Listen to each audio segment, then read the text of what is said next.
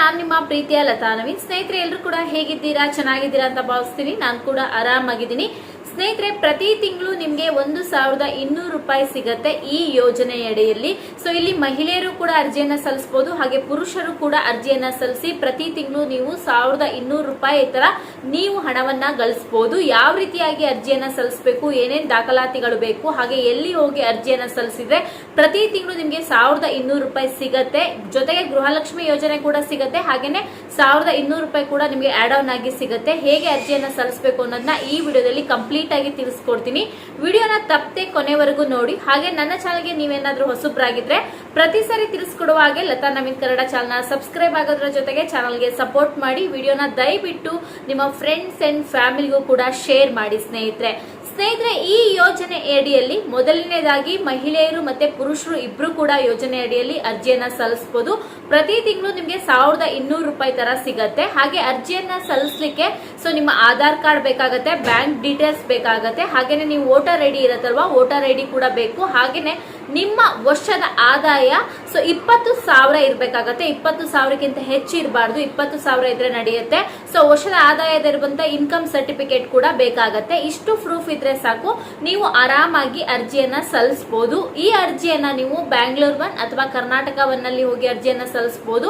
ಹಾಗೆ ನಿಮ್ಮ ಊರಿನಲ್ಲಿರುವಂತಹ ಗ್ರಾಮ್ 1 ಏನಿರುತ್ತೆ ಅಲ್ಲೂ ಕೂಡ ನೀವು ಅರ್ಜಿಯನ್ನ ಸಲ್ಲಿಸಬಹುದು. ಸ್ನೇಹಿತರೆ, ಇಲ್ಲಿ ಅರ್ಜಿಯನ್ನ ಸಲ್ಲಿಸಲಿಕ್ಕೆ ಯಾರು ಬೇಕಾದ್ರೂ ಹೋಗಿ ಅರ್ಜಿಯನ್ನ ಸಲ್ಲಿಸಬಹುದು. ನಿಮ್ಮ ವರ್ಷದ ಆದಾಯ 20,000ಕ್ಕಿಂತ ಕಮ್ಮಿ ಇದ್ರೆ ಮಹಿಳೆಯರಾಗ್ಲಿ ಪುರುಷರಾಗ್ಲಿ ಎಲ್ಲರೂ ಕೂಡ ಅರ್ಜಿಯನ್ನ ಸಲ್ಲಿಸಬಹುದು. ಮುಂಚೆ ಎಲ್ಲ ಏನಂದ್ರೆ ಈ ಅರ್ಜಿಯನ್ನ ಸಲ್ಲಿಸಲಿಕ್ಕೆ ಗಂಡು ಮಕ್ಕಳಿದ್ರೆ ಅರ್ಜಿಯನ್ನ ಸಲ್ಲಿಸಲಿಕ್ಕೆ ಆಗ್ತಾ ಇರಲಿಲ್ಲ. ಈಗ ಮಾಶಾಸನದ ಅಡಿಯಲ್ಲಿ ಗಂಡು ಮಕ್ಕಳಿದ್ರೂ ಕೂಡ ಈ ಯೋಜನೆಗೆ ಅರ್ಜಿಯನ್ನ ಸಲ್ಲಿಸಿ ಪ್ರತಿ ತಿಂಗಳು 1200 ರೂಪಾಯಿ ತರ ನೀವು ಹಣವನ್ನ ಗಳಿಸಬಹುದು. ಸೊ ಹಾಗೇನೆ ಇಲ್ಲಿ ಗೃಹಲಕ್ಷ್ಮಿ ಯೋಜನೆ ಬರಲ್ವಾ? ಹಾಗಾದ್ರೆ 1200 ರೂಪಾಯಿ ತರ ಹಣ ಬಂದ್ರೆ ಅಂತ ಖಂಡಿತ ಕೇಳ್ಬೋದು ನೀವು.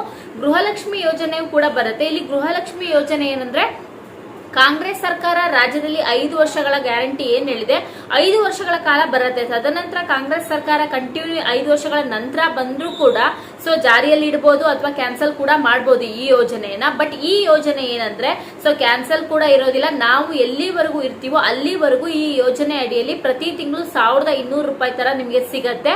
ಹಾಗೆ ನಿಮ್ಗೆ ಇಲ್ಲಿ ಕೇಳ್ಬೋದು ನೀವು, ಗೃಹಲಕ್ಷ್ಮಿ ಯೋಜನೆ ಹಾಗಾದ್ರೆ ನಮ್ಗೆ ಬರ್ತಾ ಇದೆಯಲ್ಲ, ಹಾಗಾದ್ರೆ ಅದ್ರ ಜೊತೆಗೆ 1200 ರೂಪಾಯಿ ತರ ಆಡ್ ಆನ್ ಆಗಿ ಬರುತ್ತಾ ಅಂತ ಕೇಳ್ಬೋದು. ಖಂಡಿತ ಹೌದು, 1200 ರೂಪಾಯಿ ಇದು ಕೂಡ ಇರುತ್ತೆ. ಜೊತೆಗೆ ಇಲ್ಲಿ ಗೃಹಲಕ್ಷ್ಮಿ ಯೋಜನೆ ಪ್ರತಿ ತಿಂಗಳು 2000 ರೂಪಾಯಿ ಕೊಡ್ತಾ ಇದಾರಲ್ಲ, ಅದು ಕೂಡ ಸಿಗತ್ತೆ ನಿಮ್ಗೆ. ಪ್ರತಿ ತಿಂಗಳು ನೀವು 2000 ಪ್ಲಸ್ ಇಲ್ಲಿ ಗೃಹಲಕ್ಷ್ಮಿ ಯೋಜನೆ ಸೇರಿ 3200 ರೂಪಾಯಿ ತರ ಪ್ರತಿ ತಿಂಗಳು ನೀವು ಹಣವನ್ನ ಗಳಿಸಬಹುದು. ಹಾಗೆ ನೀವು ಕೇಳ್ಬೋದು, ಪುರುಷರು ಕೂಡ ಈ ಯೋಜನೆಗೆ ಅರ್ಜಿಯನ್ನ ಹಾಕಬಹುದು ಅಂದ್ರೆ ಡೆಫಿನೆಟ್ಲಿ ಆಗಿ ಪುರುಷರು ಕೂಡ ಈ ಯೋಜನೆ ಅಡಿಯಲ್ಲಿ ಅರ್ಜಿಯನ್ನ ಹಾಕಿ ಪ್ರತಿ ತಿಂಗಳು ಹಣವನ್ನ ಗಳಿಸ್ಕೊಳ್ಬಹುದು ಸ್ನೇಹಿತರೆ.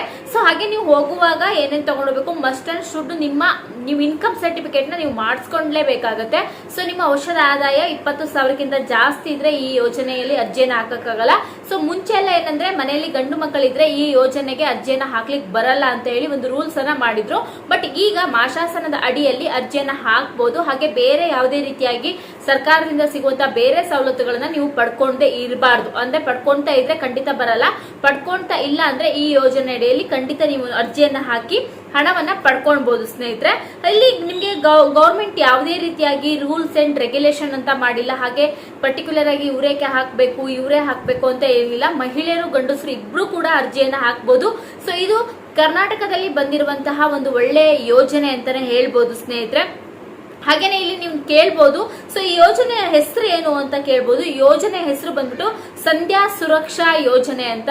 ಯೋಜನೆ ಹೆಸರು ಇನ್ನೊಮ್ಮೆ ಹೇಳ್ತೀನಿ, ಸಂಧ್ಯಾ ಸುರಕ್ಷಾ ಯೋಜನೆ ಅಂತ. ನೀವು ಗೂಗಲ್ ಅಲ್ಲಿ ಹೋಗಿ ಸರ್ಚ್ ಮಾಡಿದ್ರು ಕೂಡ ಈ ಯೋಜನೆಯ ಬಗ್ಗೆ ಡೀಟೇಲ್ಸ್ ಸಿಗತ್ತೆ ನಿಮ್ಗೆ. ಪ್ರತಿ ತಿಂಗಳು ನೀವು 1200 ರೂಪಾಯಿ ತರ ಪಡ್ಕೊಳ್ಬಹುದು. ಹಾಗೆ ಹೇಗೆ ಅರ್ಜಿಯನ್ನ ಹಾಕ್ಬೇಕು ಅಂತ ನಿಮ್ಗೆ ತಿಳಿಸ್ಕೊಟ್ಟಿದ್ದೀನಿ. ಎಷ್ಟು ಏಜಿನವರು ಇಲ್ಲಿ ಅರ್ಜಿಯನ್ನ ಹಾಕ್ಬೇಕು ಅನ್ನೋದು ತುಂಬಾ ಬಹಳ ಮುಖ್ಯವಾದ ಮಾಹಿತಿ. ಈ ಯೋಜನೆಗೆ ಅರ್ಜಿಯನ್ನ ಹಾಕೋರು ನಿಮ್ಮ ವಯಸ್ಸು 65 ವರ್ಷದ ಮೇಲ್ಪಟ್ಟವರಾಗಿರ್ಬೇಕು. ನಿಮ್ಮ ಮನೆಯಲ್ಲಿ ಅಜ್ಜ ಅಜ್ಜಿ ಇರ್ತಾರಲ್ಲ, ಸೊ ಅಂತವರು ಈ ಯೋಜನೆಗೆ ಅರ್ಜಿಯನ್ನ ಹಾಕಬಹುದು. ಪ್ರತಿ ತಿಂಗಳು 1200 ರೂಪಾಯಿ ತರ ಹಣವನ್ನ ಪಡ್ಕೊಳ್ಬಹುದು. ಆಲ್ರೆಡಿ ತುಂಬಾ ಮನೆಯಲ್ಲಿ ವಯಸ್ಸಾದವರು ಇದ್ರೆ ಖಂಡಿತ ಅವರಿಗೆ ಗೊತ್ತಿರುತ್ತೆ. ಸೊ 1200 ರೂಪಾಯಿ ತರ ಅವರಿಗೆ ಪ್ರತಿ ತಿಂಗಳು ಅವ್ರ ಖಾತೆಗೆ ಜಮಾ ಆಗ್ತಾ ಇರುತ್ತೆ. ಅವರ ಮಾತ್ರೆ ಖರ್ಚಿಗೋ ಅಥವಾ ಮೆಡಿಸಿನ್ ಖರ್ಚಿಗೋ ಉಪಯೋಗ ಆಗ್ತಾ ಇರುತ್ತೆ. ಸೊ ನಿಮ್ಮ ಮನೆಯಲ್ಲಿ ಯಾರು ಇದ್ರೆ ದಯವಿಟ್ಟು 1200 ರೂಪಾಯಿ ತರ ಪ್ರತಿ ತಿಂಗಳು ಪಡ್ಕೋಬೇಕಂದ್ರೆ ಅವರ ವಯಸ್ಸು 65 ವರ್ಷ ಮೇಲ್ಪಟ್ಟಾಗಿದ್ರೆ ಡೆಫಿನೆಟ್ಲಿ ಆಗಿ ಅರ್ಜಿಯನ್ನ ಹಾಕಿ. ಹಾಗೆ ಇಲ್ಲಿ ನೀವು ನೋಡ್ಬೋದು, ಬಸ್ಸಲ್ಲಿ KSRTC ಬಸ್ಸಲ್ಲಿ ಏನಾದ್ರೂ ಓಡಾಡ್ತಾ ಇದ್ರೆ ಅವರಿಗೆ ಟಿಕೆಟ್ ದರವು ಕೂಡ ಕಮ್ಮಿ ಇರುತ್ತೆ.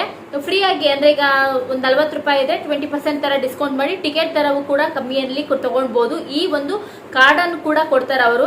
ನೀವು ನೋಡ್ತಾ ಇರ್ಬೋದು, ಸಂಧ್ಯಾ ಸುರಕ್ಷಾ ಕಾರ್ಡ್ ಅಂತ ಹೇಳ್ಬಿಟ್ಟು ಕೊಡ್ತಾರೆ.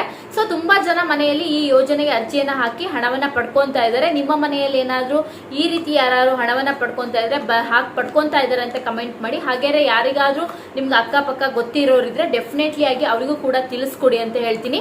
ಅದರ ಜೊತೆಗೆ ಸ್ನೇಹಿತರೆ ಇನ್ನೊಂದು ಹೇಳ್ಬೇಕು ಅಂದ್ರೆ, ಇಲ್ಲಿ ಈ ಯೋಜನೆ ಅಡಿಯಲ್ಲಿ ಸಣ್ಣ ರೈತರು ಹಾಕ್ಬೋದು, ಹಾಗೆ ಕೃಷಿ ಕಾರ್ಮಿಕರು ಹಾಕ್ಬೋದು, ಹಾಗೆ ಮೀನುಗಾರರು ಹಾಕ್ಬೋದು, ಅಥವಾ ತರಕಾರಿ ವ್ಯಾಪಾರದವರು ಹಾಕ್ಬೋದು. ಸೊ ಆದಾಯ ಕಡಿಮೆ ಇರುವವರು ಪ್ರತಿಯೊಬ್ರು ಕೂಡ ಈ ಯೋಜನೆ ಅಡಿಯಲ್ಲಿ ಹಾಕ್ಬೋದು. ಈಗ ಮನೆಯಲ್ಲಿ ಇರುವಂತ ಅಜ್ಜ ಅಜ್ಜಿ ಅಂದ್ರೆ ಸೊ ಅವ್ರಿಗೆ ಏನು ಆದಾಯ ಬರ್ತಾ ಇರಲ್ಲ ಅಲ್ವಾ, ಅವರೆಲ್ಲರೂ ಕೂಡ ಈ ಯೋಜನೆ ಅಡಿಯಲ್ಲಿ ಅರ್ಜಿಯನ್ನ ಹಾಕ್ಬೋದು.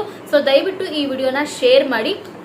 ಹಾಗೆ ತುಂಬಾ ಜನ ಕೇಳ್ತಾ ಇದ್ರಿ ಗೃಹಲಕ್ಷ್ಮಿ ಯೋಜನೆ ಹಣ ಬಂತಾ, ಸೊ ಯಾವಾಗ ಬರುತ್ತೆ ಅಂತ. ಸ್ನೇಹಿತರೆ, ಗೃಹಲಕ್ಷ್ಮಿ ಯೋಜನೆ 11ನೇ ಕಂತಿನ ಹಣ ಡೆಫಿನೆಟ್ಲಿ ಆಗಿ ರಿಲೀಸ್ ಆಗಿದೆ. ಸೊ ಈಗಾಗಲೇ 5 ಲಕ್ಷ ಜನ ಮಹಿಳೆಯರ ಖಾತೆಗೆ ಸೊ ಬಂದಿದೆ, 2,000 ಹಣ ಜಮಾ ಆಗಿದೆ. ಬಟ್ ಇನ್ನೂ ಕೂಡ 1,15,00,000 ಜನ ಮಹಿಳೆಯರ ಖಾತೆಗೆ ಸೊ ಇನ್ನೂ ಕೂಡ ಗೃಹಲಕ್ಷ್ಮಿ ಯೋಜನೆ ಹಣ ಬಂದಿಲ್ಲ. ಸೊ ಇಲ್ಲಿ ಸರ್ಕಾರ ಏನ್ ಹೇಳ್ತಾ ಇದೆ ಅಂದ್ರೆ, ಖಂಡಿತ ನಾವು ಹಣವನ್ನ ಈಗಾಗಲೇ DBT ಮುಖಾಂತರ ಹಾಕುವಂತ ವ್ಯವಸ್ಥೆಯನ್ನ ಮಾಡಿದೀವಿ, ಬಟ್ ಸ್ವಲ್ಪ ಜನರಿಗೆ ಹೋಗಿದೆ ಅಷ್ಟೇ. ಖಂಡಿತ ಎಲ್ಲರ ಖಾತೆಗೂ ಹಣ ಜಮಾ ಆಗತ್ತೆ ಅಂತ ಒಂದು ಸ್ಪಷ್ಟೀಕರಣವನ್ನ ಕೂಡ ಕೊಟ್ಟಿದ್ದಾರೆ. ಸೊ ಯಾರ್ಯಾರಿಗಿನ್ನು ಹಣ ಬಂದಿಲ್ಲ ಗೃಹಲಕ್ಷ್ಮಿ ಯೋಜನೆಯ ಹಣ, ಯೋಚನೆಯನ್ನ ಮಾಡ್ಬಿಡಿ, ಸಾಧ್ಯವಾದಷ್ಟು ಬೇಗ ನಿಮ್ಮ ಖಾತೆಗೆ ಜಮಾ ಆಗತ್ತೆ. ಹಾಗೆ ನೀವು ನೋಡ್ಬೋದು ಗೃಹಲಕ್ಷ್ಮಿ ಯೋಜನೆಗೆ ಸೊ ಈ ಒಂದು ಕೆಲಸವನ್ನ ಮಾಡಿದ್ರೆ ಮಾತ್ರ ನಿಮ್ಗೆ ಗೃಹಲಕ್ಷ್ಮಿ ಯೋಜನೆ ಹಣ ಸಿಗತ್ತೆ ಅಂತ ಎಲ್ಲ ಕಡೆಯಲ್ಲೂ ಸೊ ಅದೇ ನ್ಯೂಸ್ ಬರ್ತಾ ಇದೆ. ಖಂಡಿತ ಇಲ್ಲ, ಯಾರು ಕೂಡ ಗೃಹಲಕ್ಷ್ಮಿ ಹಾಕಿರುವಂತ ಅರ್ಜಿಯನ್ನ ರಿನಿವಲ್ ಮಾಡಿಸ್ಲಿಕ್ಕೆ ಹೋಗ್ಬೇಡಿ. ತುಂಬಾ ಜನ ಕೇಳ್ತಾ ಇದ್ದೀರಾ ರಿನಿವಲ್ ಮಾಡಿಸ್ಬೇಕಾ ಅರ್ಜಿಯನ್ನ ಅಂತ. ಖಂಡಿತ ಇಲ್ಲ. ಸೊ ಯಾರು ಕೂಡ ಗೃಹಲಕ್ಷ್ಮಿ ಯೋಜನೆಗೆ ಹಾಕಿರುವಂತ ಅರ್ಜಿಯನ್ನ ರಿನಿವಲ್ ನ ಮಾಡ್ಸಕ್ಕೆ ಹೋಗ್ಬೇಡಿ. ಸೊ ರಿನಿವಲ್ ಮಾಡಿಸಿದ್ರೆ ನಿಮ್ಗೆ ಗೃಹಲಕ್ಷ್ಮಿ ಯೋಜನೆ ಹಣ ಬರೋದಿಲ್ಲ. ಸರ್ಕಾರ ಎಲ್ಲೂ ಕೂಡ 11ನೇ ಕಂತಿನ ಹಣ ಬರಬೇಕು ಅಂದ್ರೆ ನೀವು ಗೃಹಲಕ್ಷ್ಮಿ ಹಾಕಿರುವಂತ ಅರ್ಜಿಯನ್ನ ರಿನಿವಲ್ ಮಾಡಿಸಿ ಅಂತ ಎಲ್ಲೂ ಕೂಡ ಅಪ್ಡೇಟ್ ಮಾಡಿಲ್ಲ. ಸೊ ಯಾರು ಕೂಡ ಗೃಹಲಕ್ಷ್ಮಿ ಯೋಜನೆಗೆ ಅರ್ಜಿಯನ್ನ ಹಾಕಿದಿರಲ್ವಾ, ಸೊ ಯಾರು ಕೂಡ ರಿನಿವಲ್ ನ ಮಾಡ್ಸಕ್ಕೆ ಹೋಗ್ಬೇಡಿ ಸ್ನೇಹಿತರೆ ಅನ್ನೋದು ಒಂದು ಸ್ಪಷ್ಟೀಕರಣವನ್ನ ನಾನು ನಿಮಗೆ ಇಲ್ಲಿ ಕೊಡ್ತಾ ಇದ್ದೀನಿ. ಸೊ ಯಾರು ಕೂಡ ರಿನಿವಲ್ ಮಾಡ್ಸಕ್ ಹೋಗ್ಬೇಡಿ, ಸರ್ಕಾರ ಯಾವುದೇ ರೀತಿಯಾಗಿ ಅಪ್ಡೇಟ್ ಅನ್ನ ಕೊಟ್ಟಿಲ್ಲ. ಸೊ ಇನ್ನೂ ಕೂಡ ಹಣ ಬರ್ದಿದ್ದವರು ವೇಟ್ ಮಾಡಿ, ಈ ತಿಂಗಳು ಕೊನೆ ಒಳಗೆ ನಿಮ್ಮ ಖಾತೆಗೆ ಗೃಹಲಕ್ಷ್ಮಿ ಯೋಜನೆ ಹಣ ಸಿಗತ್ತೆ ಅಂತ ಸ್ಪಷ್ಟೀಕರಣವನ್ನ ಕೊಟ್ಟಿದ್ದಾರೆ. ಅದರ ಜೊತೆಗೆ ಅನ್ನಭಾಗ್ಯ ಯೋಜನೆ ಹಣವು ಕೂಡ ಕ್ರೆಡಿಟ್ ಆಗಿದೆ. ಸೊ ಯಾರ್ಯಾರಿಗೆ ಅನ್ನಭಾಗ್ಯ ಯೋಜನೆ ಹಣ ತುಂಬಾ ಕಂತಿನ ಪೆಂಡಿಂಗ್ ಇರೋರು ದಯವಿಟ್ಟು ನಿಮ್ಮ ಹತ್ತಿರದಲ್ಲಿರುವಂತಹ ಫುಡ್ ಆಫೀಸ್ ನ ವಿಸಿಟ್ ಮಾಡಿ. ಗೃಹಲಕ್ಷ್ಮಿ ಯೋಜನೆ ಹಣ ಏನಾಗಿದೆ ಅಂದ್ರೆ ಈಗಾಗಲೇ ಕ್ರೆಡಿಟ್ ಆಗಿದೆ 5 ಲಕ್ಷ ಜನರಿಗೆ, ಉಳಿದವರಿಗೆ ಇನ್ನು ಕ್ರೆಡಿಟ್ ಆಗಿಲ್ಲ. ಕ್ರೆಡಿಟ್ ಆಗದೆ ಇದ್ದವರು ಯೋಚನೆ ಮಾಡಬೇಡಿ, ಹಣ ಬರುತ್ತೆ. ದಯವಿಟ್ಟು ನಿಮ್ಮ ಯಾರ್ಯಾರು ವಿಡಿಯೋ ನೋಡ್ತಾ ಇರೋರು ಕಮೆಂಟ್ ಮಾಡಿ ಬಂದಿದ್ಯೋ ಬಂದಿಲ್ಲ ಅಂತ. ಯಾಕಂದ್ರೆ ತುಂಬಾ ಜನ ಬಂದಿಲ್ಲ ಅನ್ನೋರು ಅವ್ರಿಗೆ ಮಾತ್ರ ಬಂದಿಲ್ಲ ಅಂತ ಹೇಳಿ ಅನ್ಕೊಂಡಿರ್ತಾರೆ. ನಿಮ್ಮ ಕಮೆಂಟ್ ಇಂದ ಅವರಿಗೂ ಬಂದಿಲ್ಲ ಅನ್ನೋದು ಅವರಿಗೊಂದು ಸ್ಯಾಟಿಸ್ಫ್ಯಾಕ್ಷನ್ ಆಗುತ್ತೆ. ಜೊತೆಗೆ ಅವ್ರಿಗೆ ಬಂದಿಲ್ಲ ಅಲ್ವಾ, ಅದಕ್ಕೆ ನಮಗೂ ಇನ್ನು ಬಂದಿಲ್ಲ ಅನ್ನೋದು ಒಂದು ಪಾಸಿಟಿವ್ ಆಗಿ ತಿಳ್ಕೊಂತಾರೆ. ದಯವಿಟ್ಟು ಕಮೆಂಟ್ ಮಾಡಿ ಅಂತ ಹೇಳ್ತೀನಿ. ಹಾಗೇನೆ ಸ್ನೇಹಿತರೆ, ಇಲ್ಲಿ ಯಾರು ಕೂಡ ಗೃಹಲಕ್ಷ್ಮಿ ಯೋಜನೆ ಅರ್ಜಿಯನ್ನ ರಿನಿವಲ್ ಮಾಡ್ಸಕ್ಕೆ ಹೋಗಬೇಡಿ ಅನ್ನೋದು ಒಂದು ಬಹಳ ಮುಖ್ಯವಾಗಿರೋ ಕಾಯ್ದೆ. ಸೊ ಇವತ್ತು ಅಥವಾ ನಾಳೆಯಿಂದ ಗೃಹಲಕ್ಷ್ಮಿ ಯೋಜನೆ 11ನೇ ಕಂತಿನ ಹಣ ಜಮಾ ಆಗತ್ತೆ. 5 ಲಕ್ಷದಲ್ಲಿ ನಿಮ್ಗೆ ಏನಾದ್ರೂ ಒಬ್ರಿಗೆ ಬಂದಿದ್ರೆ ದಯವಿಟ್ಟು ಬಂದಿದೆ ಅಂತ ಕಮೆಂಟ್ ಮಾಡಿ. ಹಾಗೆ ಯಾರು ಕೂಡ ಗೃಹಲಕ್ಷ್ಮಿ ಯೋಜನೆ ಅರ್ಜಿಯನ್ನ ರಿನಿವಲ್ ಮಾಡಕ್ಕಂತೂ ಹೋಗ್ಲೇಬೇಡಿ ಅಂತ ಹೇಳ್ತಾ ಸೊ ಇವತ್ತಿನ ಈ ವಿಡಿಯೋನ ಮುಗಿಸ್ತೀನಿ. ಸೊ ಇದೇ ರೀತಿ ನಿಮ್ಗೆ ಮುಂದಿನ ವಿಡಿಯೋದಲ್ಲಿ ಮತ್ತೊಮ್ಮೆ ಸಿಗ್ತೀನಿ. ವಿಡಿಯೋದಲ್ಲಿರುವಂತಹ ಮಾಹಿತಿಗಳ ಬಗ್ಗೆ ಏನಾದ್ರೂ ಗೊಂದಲಗಳಿದ್ರೆ ಖಂಡಿತ ಕಮೆಂಟ್ ಮಾಡಿ. ಸೊ ಮುಂದಿನ ವಿಡಿಯೋದಲ್ಲಿ ಮತ್ತೊಮ್ಮೆ ಸಿಗೋಣ. ನನ್ನ ಚಾನಲ್ಗೆ ಸಬ್ಸ್ಕ್ರೈಬ್ ಆಗದೆ ಇದ್ದವರು ತಪ್ಪದೆ ಹೋಗಿ ಸಬ್ಸ್ಕ್ರೈಬ್ ಮಾಡ್ಕೊಂಡು ಚಾನಲ್ಗೆ ಸಪೋರ್ಟ್ ಮಾಡಿ. ಇದೇ ರೀತಿ ನಾನು ಮುಂದಿನ ವಿಡಿಯೋದಲ್ಲಿ ಮತ್ತೊಮ್ಮೆ ಸಿಗ್ತೀನಿ. ನಿಮ್ಮೆಲ್ಲರಿಗೂ ಕೂಡ ಧನ್ಯವಾದಗಳು. ನಮಸ್ಕಾರ.